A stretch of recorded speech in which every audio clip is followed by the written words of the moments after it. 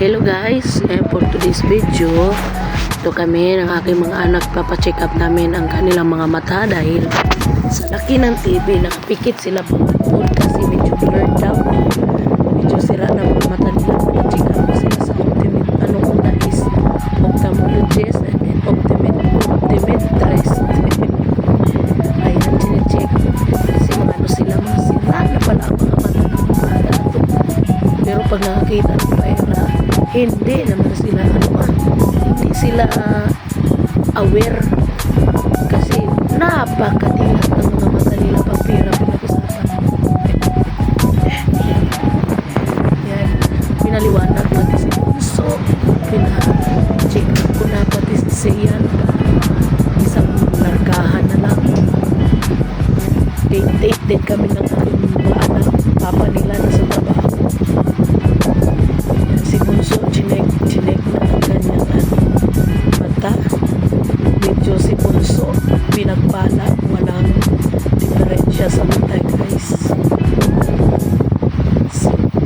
Yung lang ang aking panganay, si Seyan, at si panganay lang ang medyo may diferensya. Ayan, si Bunso, tinitest ang kanyang paningin, wala namang diferensya, normal lang.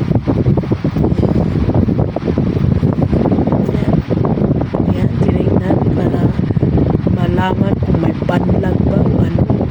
After namin magpacheck sa mata, kumaan kami sa Jollibee para magpalamig while waiting sa kanilang mga salamin. Makain mo na.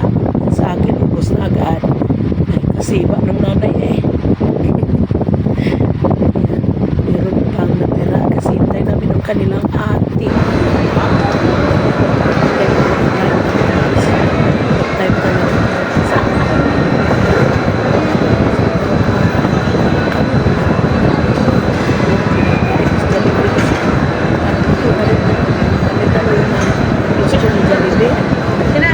malaki pa ako dyan.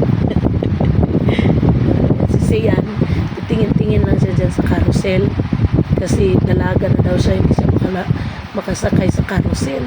Nahiya kaya dyan nung picture, ang bunga kala niya picture. Video naman. Aray ko, ginoo ko. Ayan o, kusing-kusing. Yan, tapos pumunta kaming Tom's World. Ayan, nanood lang sila ng kami na mga naglalaro, hulog-hulog daw ng barya, makajackpot. Malaki din pala ang kitaan dito, guys. May nananalo talaga. Ayan, nalalaglag yung mga token.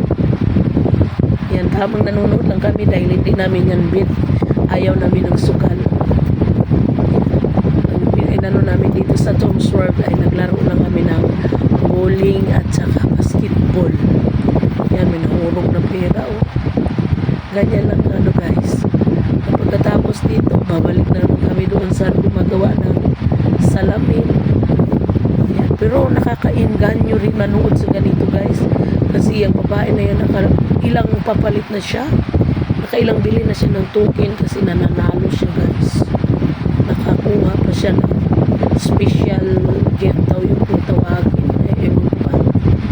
Dahil pauwi na kami, nakita ko to si Iron Man. Ay, naku, hinipuan ko si Iron Man. Ang liit naman pala. Di lahat ng malaki ng katawan, malaki ang kargada. Yan. Yan lang ang ating for today's video. Maraming salamat. Bye.